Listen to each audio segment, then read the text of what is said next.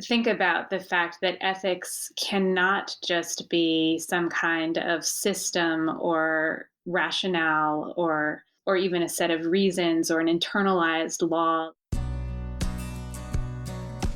You're listening to Damn the Absolute, a podcast about our relationship to ideas. Produced by Erraticus. Here's your host, Jeffrey Howard. Welcome, friends, philosophers, and fellow practitioners of ideas. This is episode 6 of Damn the Absolute. Early in life, we learn rules for moral conduct. We are taught which actions are right and which ones are wrong. Eventually, we're able to grasp principles and closed systems that allege to hold in place the reasons for why any particular action has moral value. In philosophical terms, this might look like John Stuart Mill's utilitarian happiness principle. An action is right insofar as it maximizes utility or pleasure for the greatest number of people. It might resemble Immanuel Kant's categorical imperative, to act only according to a maxim whereby you can will at the same time that it should become a universal law. There's an assurance and comfort in having this sort of written-in-stone approach to morality. A moral reality that is unchanged, universal, and enclosed in the structure of the universe. We just have to discover it, reason our way to it, and once we pen it to paper, we have moral laws we can always fall back on. This reliability and simplicity has its appeal, but what if closed moral systems are incomplete and wrongheaded? What if ethical living arises from a more ambiguous and ineffable place? What if we were instead to understand that the moral life is embedded in face-to-face interactions, that ethics is derived from a place of radical subjectivity and infinite responsibility to the other? Emmanuel Levinas is a 20th-century French philosopher who rejected this rules-based notion of morality.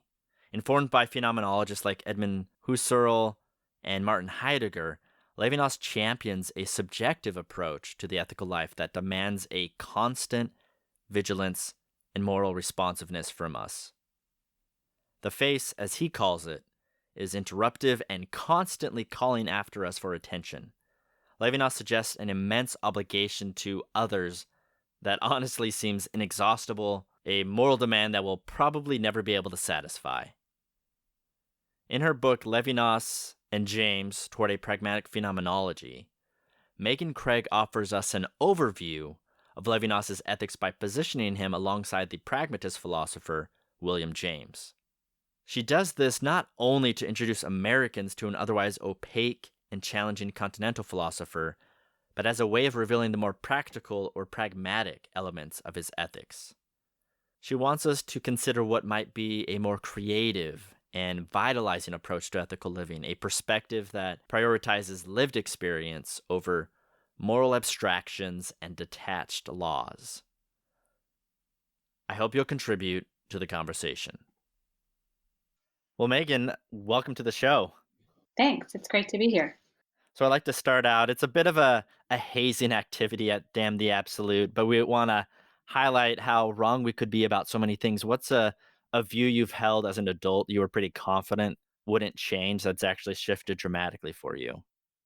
Yeah, this is a very difficult question because I feel like I was pretty stubborn person in my youth with all of my views. But I think the one that's probably changed the most dramatically is the idea that babies and kids are products mostly of their environments and their caregivers. And definitely in having kids of my own, I no longer hold that view. Yeah, tell me more. How has that shifted? Or in what direction has that moved toward? Well, I remember the very second that my first daughter was born, just being totally confounded by the fact that she was so fully a person of her own and just entirely there as a person. And so that really shifted. I think I had thought that parenthood was like the instilling of values and knowledge and all kinds of things into this kind of blank slate of a child. Mhm. And in that moment, I realized if anything, parenting was going to be a project of staying out of the way of this person who was already fully there and who I could only potentially mess up, but really can have very minimal role in molding into being Mm. something else. As a non-parent, that jives with my own view, my sense. I have a lot of nieces and nephews, and I feel like it's the child's going to be the child, and you just want to make sure you minimize as much harm or imposing trauma onto them as possible. And if you do that, you're probably in pretty good shape. Yeah, I think so. And it was sort of, I mean, this redoubled when I had my second daughter, who was so drastically from birth different from my first daughter. So, yeah, it's actually, I mean, it's been a wonderful realization because it kind of changes a lot of other worldviews that you don't realize you have, but that in fact were in place. But yeah, I now think of babies as the most brilliant creatures on earth and life as a kind of regrettable trajectory of losing your innate brilliance as you get older. Well, I think as we talk about Emmanuel Levinas and his ethics, some of that may actually show up because I think that can mix in there with some of those viewpoints. So Manuel Levinas, I encountered him as an undergrad, and your experience as I was reading about resonated a little bit with my own. I believe I started with totality and infinity, and it was like very opaque and difficult. And so then I dropped it halfway through and found secondary sources to kind of help walk me through it and sort of walked away because and I really I had some philosophy professors who really appreciated Levinas. In your experience, you wrote about how I think it was your first encounter. You described as you tapped into a semi-articulate but firm sense of the importance of looking in the eye, that Levinas is about a kind of verbal silence. Can you talk a bit more about that in your first encounters with Levinas? So I was doing my undergraduate work at Yale University, and there happened to be a grad student there at the time who gave a seminar on Levinas, even though that was really not any part of the kind of core curriculum in the philosophy department at that time. And really, at that time, Levinas was not a major figure, or at least wasn't being read in a lot of philosophy courses in the United States. So that was just a kind of fortuitous chance meeting. And I think there were a couple of things about it. I mean, I found it incredibly hard to read Levinas when I first encountered Totality and Infinity and all of these essays that we were looking at. But there was something kind of rhythmic about the prose and a sort of suspension of disbelief required to get through some of that reading that really felt actually quite natural for me and felt like real work. So I really liked that feeling of Mhm. having to work hard at this philosopher. And then I think my in my first blush kind of encounter with Levinas, that sense of face to face that's so prevalent in Totality and Infinity kind of tapped into what I think of now as like a really, I don't know, like a very natural aspect of my own upbringing and the kind of focus on a sort of morality that's like be a good person, do your best, look the other person in the eye, honesty, integrity, like this whole matrix of stuff. And I think as a kid, I really did have the feeling that if you really look at a person, that something important transpires, whether it's that you find out something more about them or you're expressing your feeling toward them, or even the possibility of forestalling some kind of bad turn of events by really looking at a person. Which is not to say I ever actually had that experience of, like looking a bully in the eye and then not getting bullied or something. But I think that was always a kind of deep hope I had through childhood. And so, and anyway, initially, the Levinas's use of that expression face to face just coincided with my own very much kind of lived experience of what I think morality kind of looks like. Yeah, I can attest to some of that. I've really tried to make more of a focus of making eye to eye contact. I know as we get into Levinas, when he talks about the face, that's not exactly what's going on there, what he's really talking about. But there's this ethics that is evoked by really kind of seeing the other person. And I've found that more and more as I'm trying to, rather than just look in their direction, is like, let me see your face, let you see mine, and let's see what comes out of that. And you do feel that call come to you more. So with Levinas, could you give us a little bit of an introduction to his biography, a little bit more of who he was? To knit back into the last question you asked, I think it is important to say that that was my naive first Hmm. reading of Levinas, but yeah, Levinas really does not mean that ethics is as simple as looking the other person in the eye. So that Hmm. is important to stress at the beginning.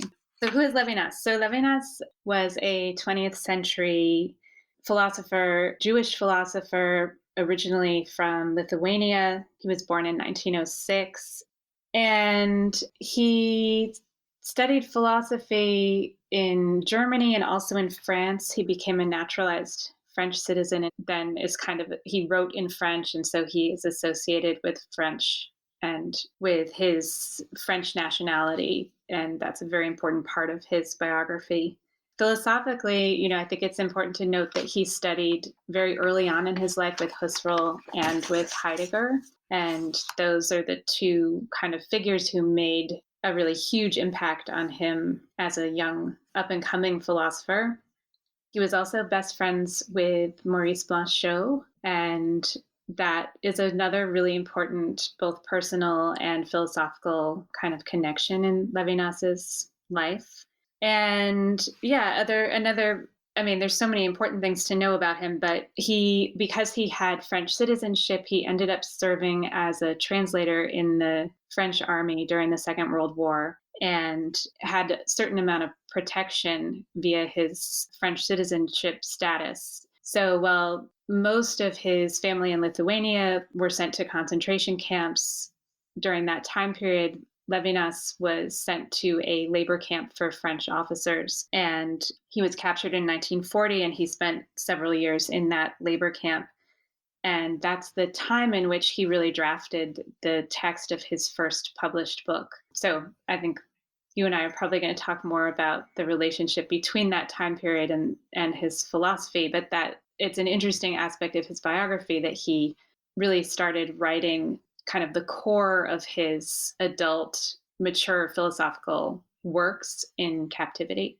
It brings to mind, I hadn't thought of this before, but I think of Viktor Frankl, who while he was in a concentration camp during World War II, he was writing, like sneaking notes of paper to write his book, Man's Search for Meaning, and working through logotherapy. And so that was another story that comes to mind as amazing, not only withstanding those difficult circumstances, but to produce such insightful work that is so well read, at least with Viktor Frankl. Levinas, not quite as well read, but maybe just as much as deserving of that attention. Yeah, absolutely. I mean, I think it's important always to consider the historical biographical situation of thinkers, and especially when you have work emanating from such a crucible, to be adequately informed and sensitive to what it means to think out of those lived circumstances. What are some of the ways in which you think his time as a prisoner of war influenced Levinas's ethics and his philosophy in general?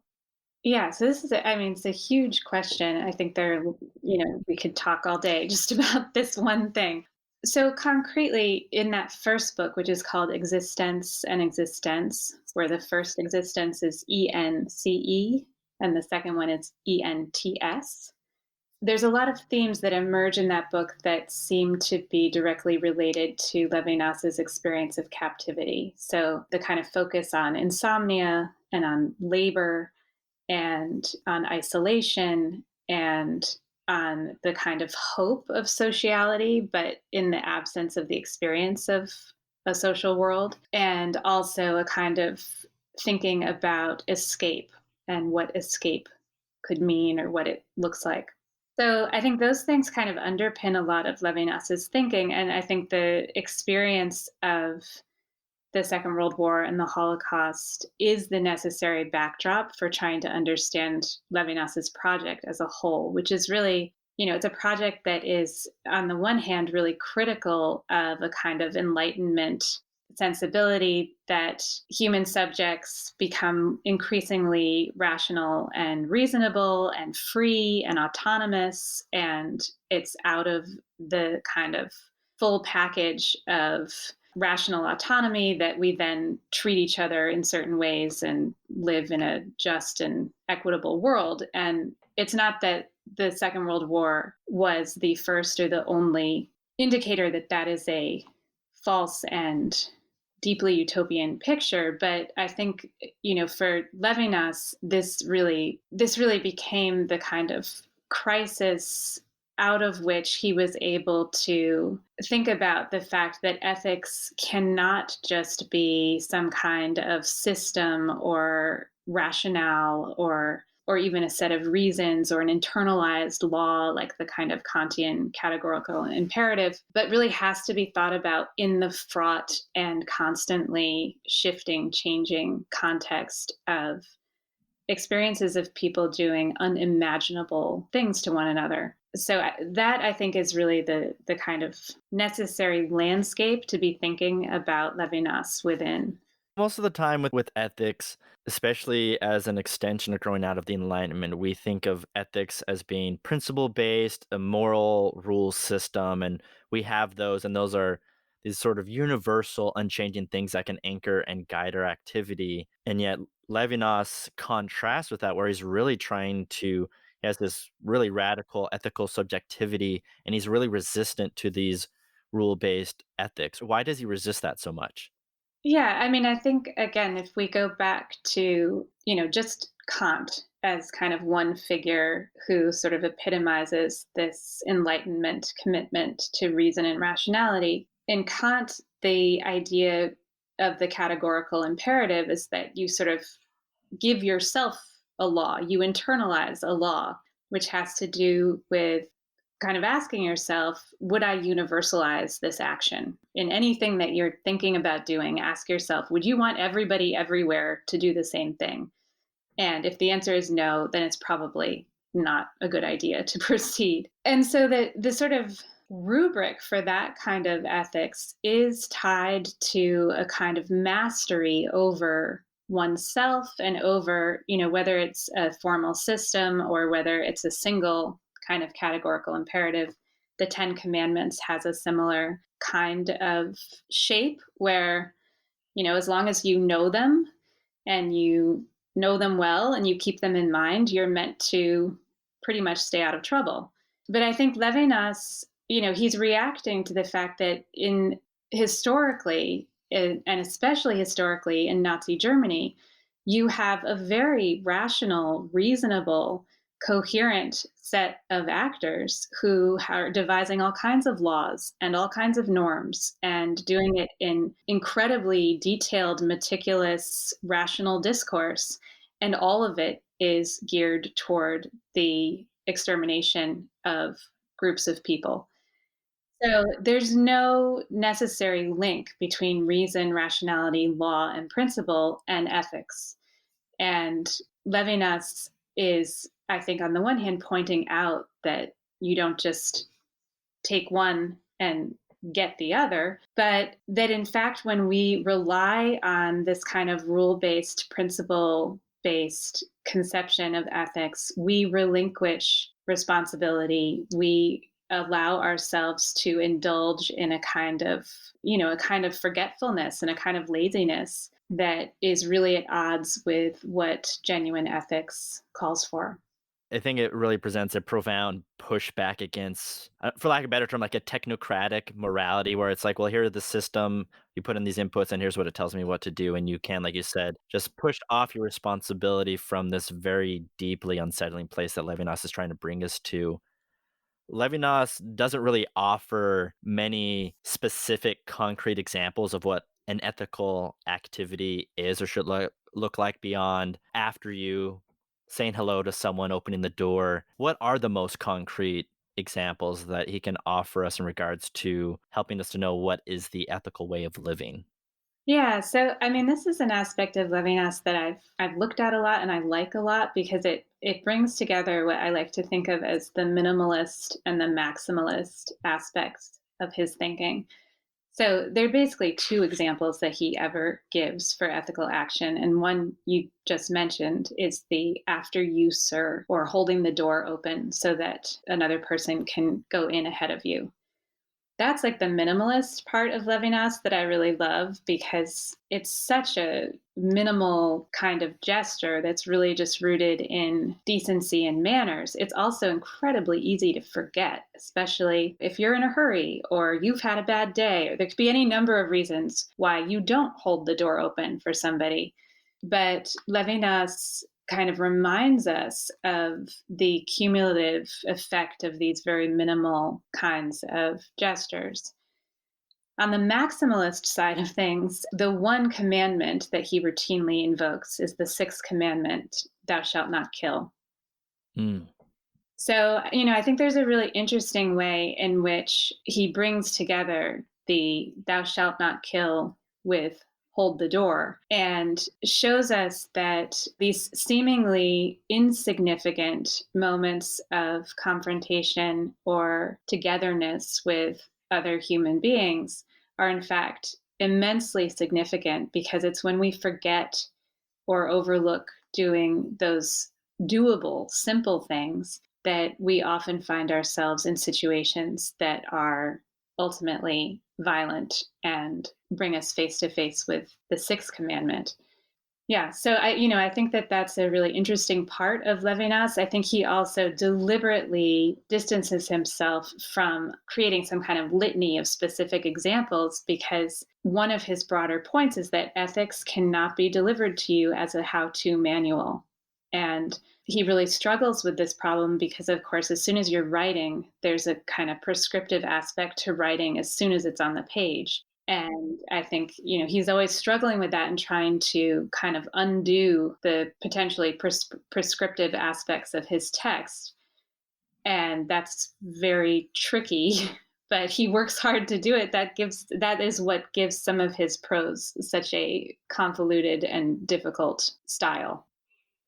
As we're trying to become more ethical people, what guidance can Levinas offer us to maybe heighten our ethical sensibilities, to at least give us a notion that we're on the right track, that we're becoming a more ethically obligated person? What are some guideposts one of us could look for? Because if I'm not looking able to sort of, if you'll check a box, I'm like, oh, yep, I'm sort of in line with this principle or I'm doing this prescriptive thing, how can I know that I'm really fulfilling or doing my best to fulfill my commitment to the other person? Yeah, this is a great question. And I think so many people who read Levinas just find it infuriating and hopeless in part because the kind of demand of ethical responsibility that Levinas describes is so heavy and it's so unending and unyielding. And so you can really come away from Levinas feeling like I could never do it. I'm never doing enough. I will never do enough. It's sort of hopeless from the beginning. And I think there's a way in which, the answer to your question is you'll never know.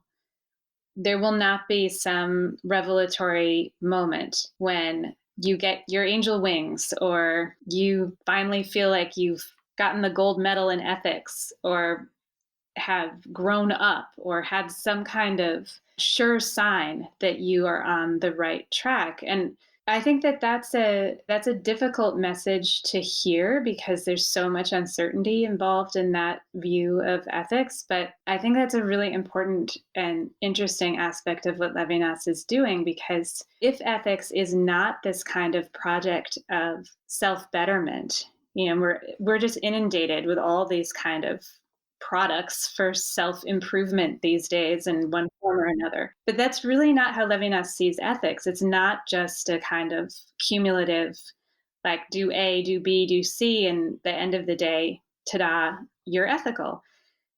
It really is a kind of project of starting over each time, in part because of the singularity of the other person you encounter and the kinds of demands and needs that emanate from another person. So just because you happened to do the right thing in case A doesn't mean that now you have a little playbook where in the same situation the next time you just go on autopilot and do that again and it will all work out. And we all know that from experiences, I think, where we have tried that out to whatever effect. But you think, oh, I've been here before. I just do this thing, it'll work out. And then you're encountered with the particularity of a situation that really has no precedent.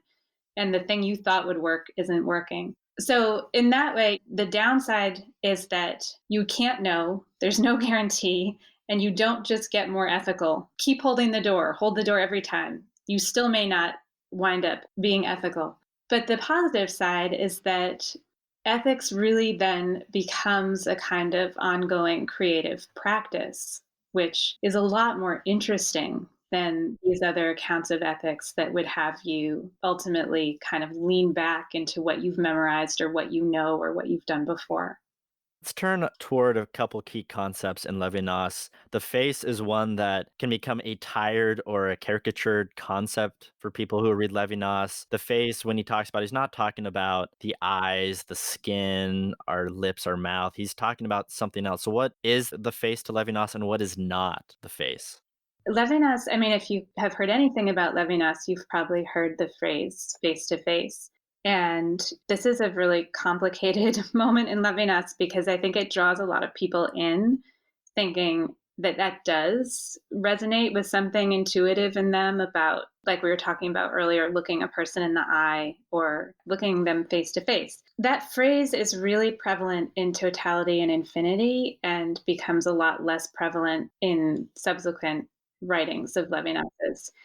I think as he started to see that it was prone to caricature and this sort of reductive reading of his ethics. He has, in a couple of places in interviews, described this text by Vasily Grossman called Life and Fate, a Russian text. But in this text, which Levinas really loved, there is a description of a line of people who are waiting for food rations. So it's a sort of line of destitute, hungry people. And there's a description of the nape of the neck of somebody in that line. And Levinas repeatedly will go back to that example and say that the face is like the nape of the neck.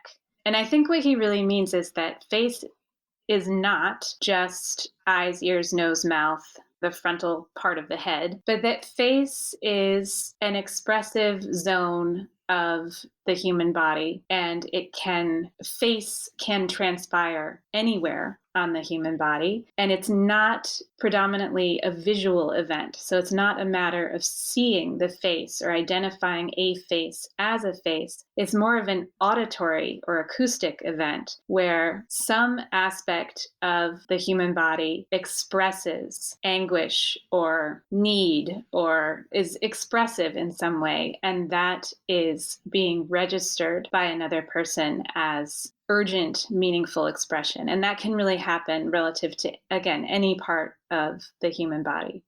I know Levinas has referred to sculptures, Rodin, for example, and seeing the muscular tone of a body in a sculpture and that being the face as well. It's not even a lived person. To a lot of people encountering Levinas as we're trying to reach for familiar concepts to the face, I think it's common for a lot of people to think, is this the conscience or is this something like the conscience? Is that a reasonable connection or is that really confuse what Levinas is talking about?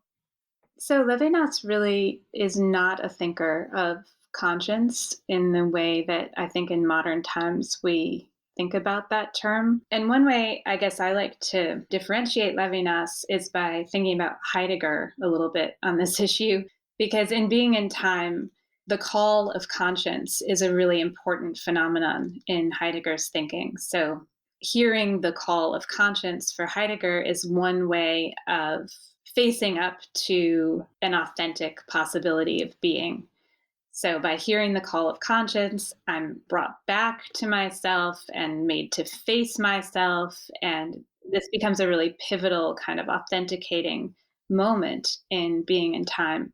I think Levinas is very critical of that kind of mode of authenticity in Heidegger, in part because it remains internal to the subject. So it's sort of like this echo chamber of my conscience calling me back to myself, to be my best self, to be the best version of myself. And I think he really sees that whole project of authenticity in Heidegger as a very egoistic, insular kind of project.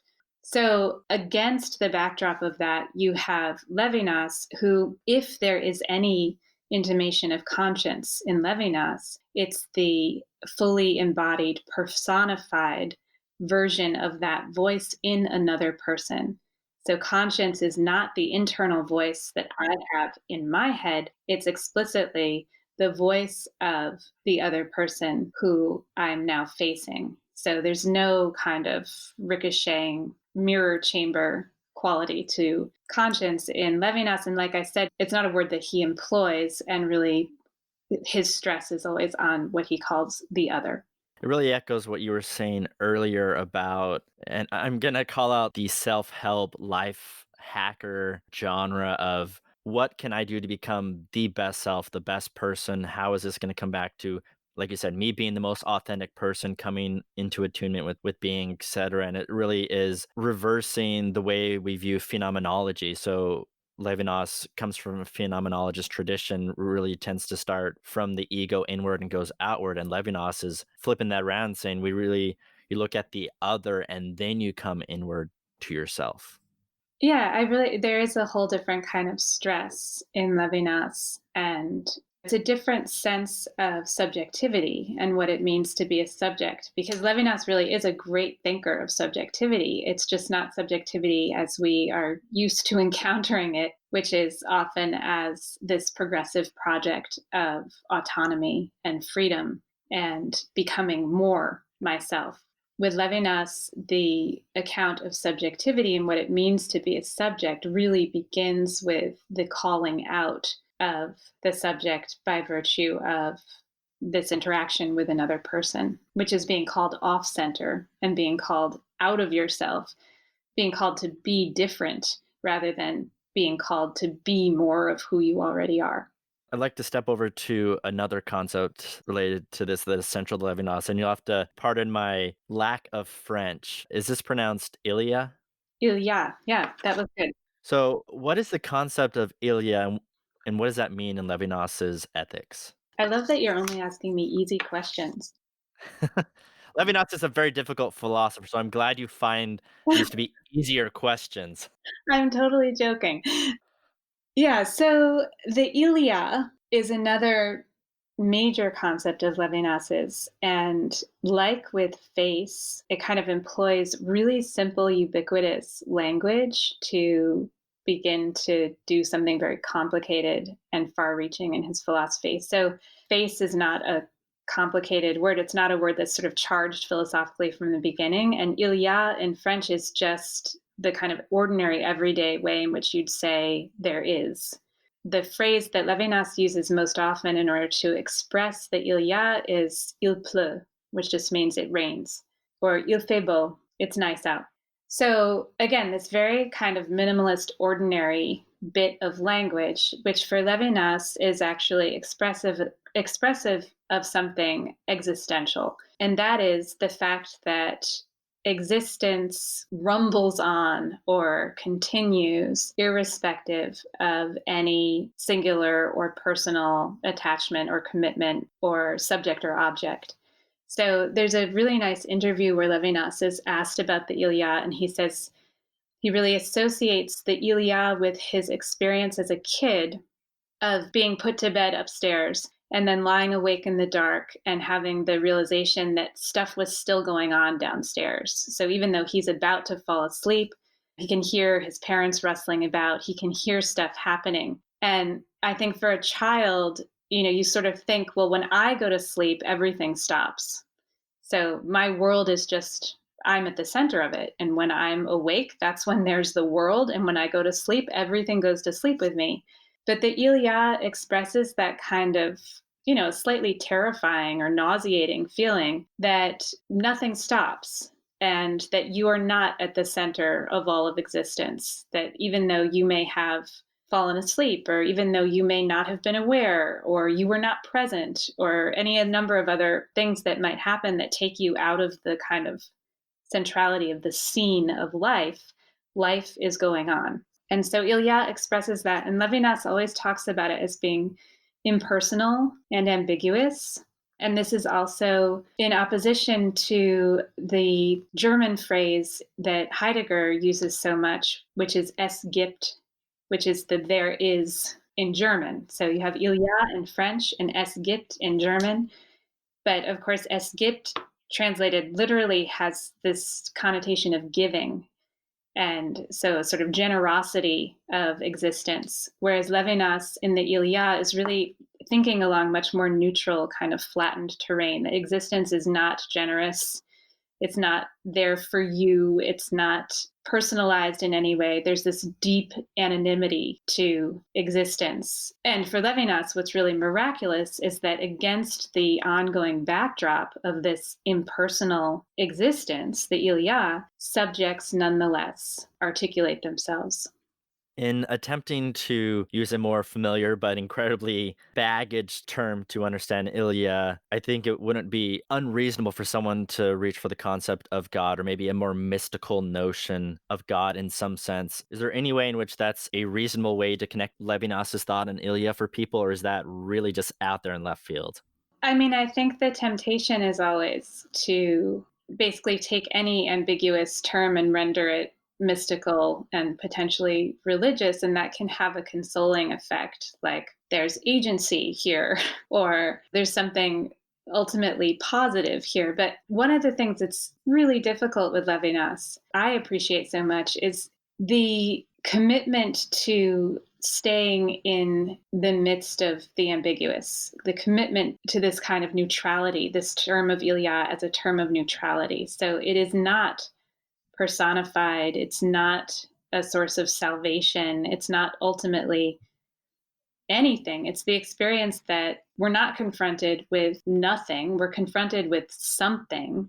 Something's going on, even when we're not aware of or conscious of or attentive to it. But that something that's going on, just like il pleut, it rains, is totally neutral. It's not, it can't be invested with the kind of spiritual value that some kind of mysticism or God would do for that concept without changing it altogether into something else. Levinas is a Jewish thinker. Is it fair to understand him as also a religious or atheistic thinker as well? So there's a lot of scholarship on this topic, and Levinas was known as a great reader of the Talmud and has published Talmudic readings and studied with very important Talmudic teacher for a very long time. And so his both personal and professional investment in Judaism is incredibly deep. And yeah, I think it's entirely fair to read him as a religious thinker, but I think that one of the really compelling parts of the Judaic aspects of his philosophy is in the commitment to the here and now, and in the idea that the transcendence is not kind of over and beyond the life that we encounter in the midst of living, but that it's a kind of deepening of the place in which we find ourselves and the commitment to other people.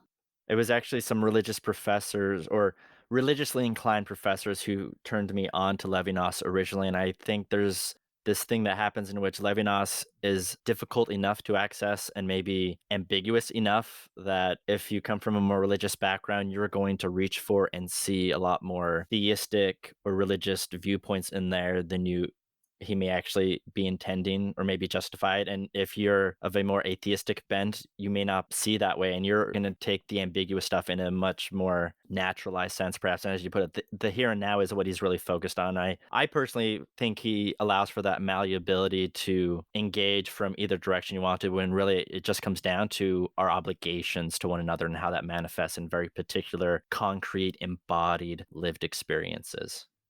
Yeah, I mean, I have been criticized myself for trying to naturalize Levinas. So I feel a certain amount of sensitivity to this issue because I am not a religious person myself. And I think that especially in the Jewish tradition, the sense of, I don't know what I want to say here, but almost ownership of Levinas, or the sense of Levinas as being emblematic of something that is deeply religious, is very important, and that requires a lot of careful examination. But Levinas himself, in his interviews and in his own biographical writings, really emphasized a distinction between his philosophy and his religious views.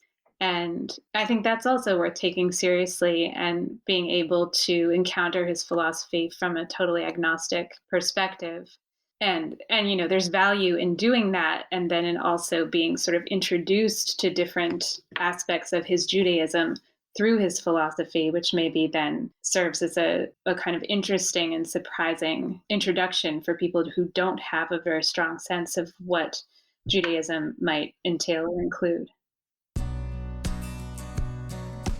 Hello, friends. Jeffrey here. Please go ahead, take a quick moment to click that subscribe button and rate us. It really helps us to further grow the community around Damn the Absolute. Enjoy the rest of the episode.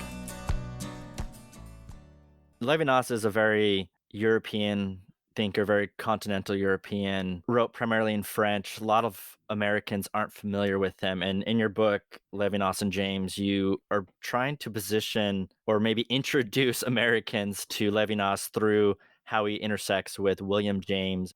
Could you introduce us a little bit to who William James is and elaborate on what his radical empiricism means? First of all, I didn't expect to be writing about Levinas and William James, but there is a really interesting moment in Levinas's book, Existence and Existence, which was published in 1947 and came out of those notes he took while he was in captivity, where he references William James. And I always thought it was really interesting that he would reference William James, especially knowing that he was in captivity and didn't have access to any of his books or no library. And yet that's one of the things that's on his mind. And it's a reference to William James's Principles of Psychology, where James writes about it's about the phenomenon of effort and how difficult it is to get from the moment of sitting up in bed and putting your foot down on the floor. The idea that there's a kind of infinite gap between those two things that can only be bridged by the phenomenon of effort.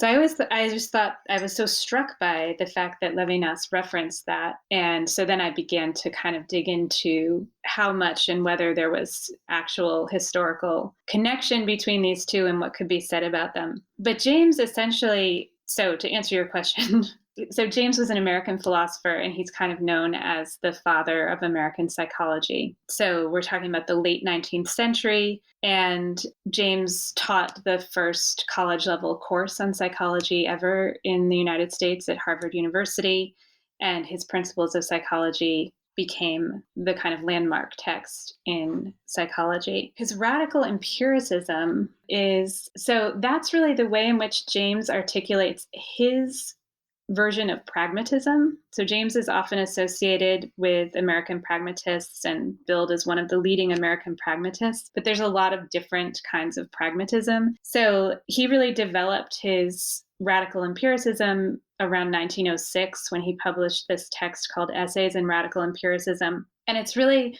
a theory about experience that kind of aims to stress two things. So on the one hand, experiences themselves. And on the other hand, the relationship between experiences. So if you're trying to think about radical empiricism, you might think about it being similar to traditional kind of Humean empiricism in its stress on experience, but radical because of the way it wants to give conjunctions and relations an equal amount of reality to the experiences themselves.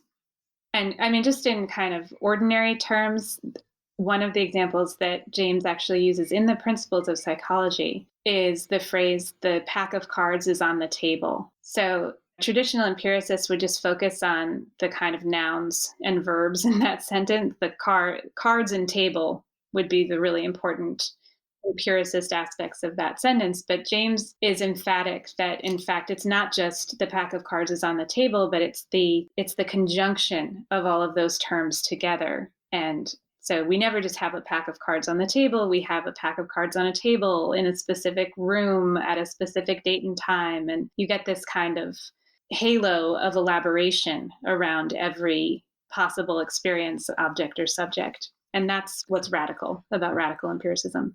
So would it be fair to say that with empiricism, traditionally, everything is really broken down into atoms in a sense? There's all these just bits and pieces, and we don't really see the relationships. We just see these pieces. We passively receive them, but we're focusing on our senses. Whereas a radical empiricism is also going to, in that same moment, see the full context or as much as is available and see those relationships at the same time that we're seeing those atoms and bits and pieces. Yeah, that's exactly right. I mean, James describes radical empiricism as what he calls a mosaic philosophy of plural facts. If you think about empiricism as kind of a jigsaw puzzle on the floor where all the pieces are just laid out, James's counter to that is the idea of a mosaic, where you still have a lot of little individual pieces, but the only way in which they're forming a mosaic is because they've been bonded together in different ways and are hanging together to make this larger picture, which is at once little bits of individual things and also the whole big thing together and the connecting pieces. I want to get from James's radical empiricism and then his ethics to help bridge to Levinas's ethics. And there's a way in which we can understand pragmatist ethics around a few themes of its anti-foundationalism, fallibilism, and wants to decenter the subject. There's a focus on contingency and chance, as well as the pluralism. Can you help highlight how those relate to Levinas's ethics for us? So, I think very clearly Levinas's ethics has a similar anti-foundationalist stress, and that could be seen in terms of the kind of lack of bedrock or grounding in something like first principles or moral laws or any other original singular foundational source for ethical codes or behavior. And certainly decentering the subject, that's like classically Levinasian, and definitely plurality. So I think that one thing that's really important about Levinas's picture of subjectivity is that he is insistent that subjects emerge in plurality. Subjects emerge not individually, but together. And this in Totality and Infinity goes all the way back to the womb and the way in which subjects are never these kind of isolated, self-sufficient, free subjects, but in fact emerge in a space of dependency and a kind of co-emergence from the beginning. So that's three of the five aspects of American pragmatist ethics. The two others, fallibilism and contingency and chance, I think are a little bit less prevalent in Levinas. There's not a lot of, I mean, in a way, all of Levinas is about fallibilism because there are no ethical guarantees and there's no guarantees of becoming ethical or of doing the right thing or of knowing you've done the right thing. But there isn't the same, I think, in American pragmatism, that's more a sense of the real openness to revision and the idea that truth is a work in progress. And I think that's a little bit different. There's just a different tenor between that and anything that's happening in Levinas. And while contingency and chance are important aspects of Levinas's thinking, I also think that the way in which that's foregrounded in certain brands of pragmatism is pretty different than anything we find in Levinas. I want to go back just a little bit. We've mentioned phenomenology and William James. When you bring him in, you're really trying to, in part, put together a pragmatist phenomenology in some sense. And William James can be conceived of as a precursor to phenomenology or a proto-phenomenologist. What exactly is phenomenology, and how common is it for people to view James as a precursor to phenomenology? Or how fair is that assessment? Phenomenology is a branch of philosophy, but really it's tied to a specific kind of philosophical method that is often traced back to Husserl. And so, in a broad, user friendly description of phenomenology, phenomenology entails the close description of phenomena as they arise for consciousness. So, what this means practically is that when you're reading phenomenology, you're going to encounter lots of detail, lots of direct observation, and lots of description.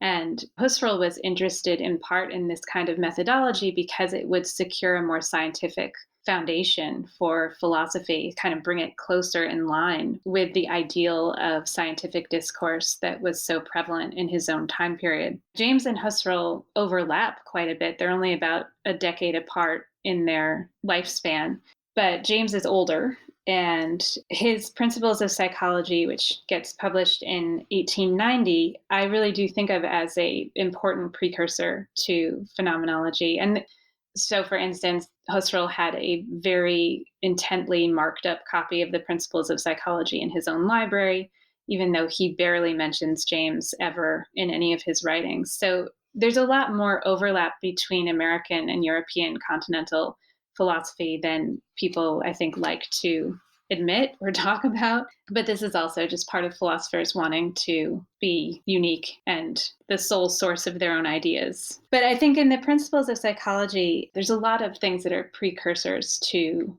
full-blown phenomenology, including James's really intent attention to lived experience and his concern with mind and with kind of investigating the way in which mind and consciousness inflect and affect our experiences of everything else. His interest in time and what it means to be in time.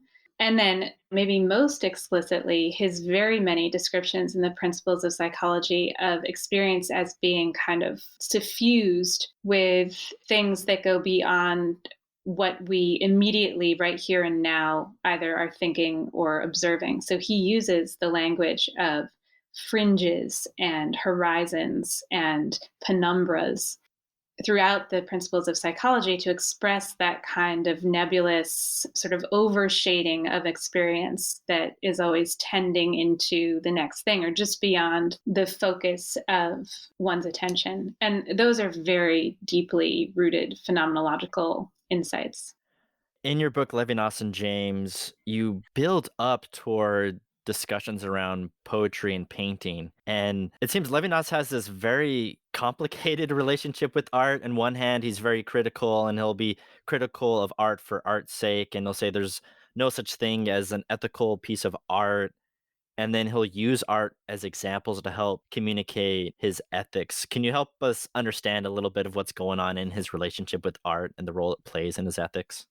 One thing that I really have enjoyed in trying to read Levinas and James together a little bit is the total sort of abandon and embrace that William James has with respect to art and art in all kinds of media and literature. And with Levinas, it's definitely much more complicated. I think part of what you see Levinas reacting to is a kind of post-war embrace of modernism and abstract expressionism that seems to suggest that the unspeakable or that which cannot be looked at head on can be expressed in this other way through abstraction and through kind of modernist devices. And so, I think Levinas is uncomfortable with the idea that art might provide some kind of ultimate reckoning or consolation. And I think this is really complicated in Levinas. I think Jill Robbins is a scholar who I think has done really terrific work on this issue, because part of what's so tricky in Levinas is that his own work is so poetic and has so many artistic aspects to it at the same time that he's really critical of art in different moments of his writing for being evasive or for not being straightforward enough or for not having to do with ethics. And I think that's really the primary thing that he is concerned about. He doesn't think that making a masterpiece, some artistic masterpiece, is in any way of the same order as ethical action or responsibility. So it's not that art is unethical. For Levinas, it's just aethical. It's outside the question of ethics or not ethics. It's just something else entirely. So, that means that it's really just not this, it's not a central concern of Levinas's. And again, thinking about him in his own historical context, he is writing also at the time of figures like Sartre and other French existentialists who are really fully kind of embracing the possibility of eroding any distinction between philosophy and other literary genres or literary forms, and really finding space in the art world for new kinds of expression. So you see Levinas kind of having this knee-jerk, like, we must sober up and we must remain serious and remain committed to ethics kind of mentality. But I think it's very complicated, because I think he is, whether he likes it or not, engaged in a lot of artistic activity himself in his writing. And I think it's a site of real complication in his philosophy to think about the status of art and the artist and artworks. It's not as easy as just saying he doesn't like it and he doesn't want it. It's much more complicated than that. Well, Megan, thank you so much for joining us, teaching us a little bit about Levinas. It is my hope that it causes us to reconsider our list of rules and think a little bit more ambiguously and deeply about our ethics. So thank you so much for coming on. Thanks for having me, Jeffrey. Thank you for listening to Damn the Absolute. I hope you found our conversation worthwhile. We would love it if you could leave us a review wherever you listen to podcasts, whether that is Stitcher, iTunes, CastBox, or one of the many other options available to you. It goes a long way in helping us to build a community committed to fruitful ideas. See you next time.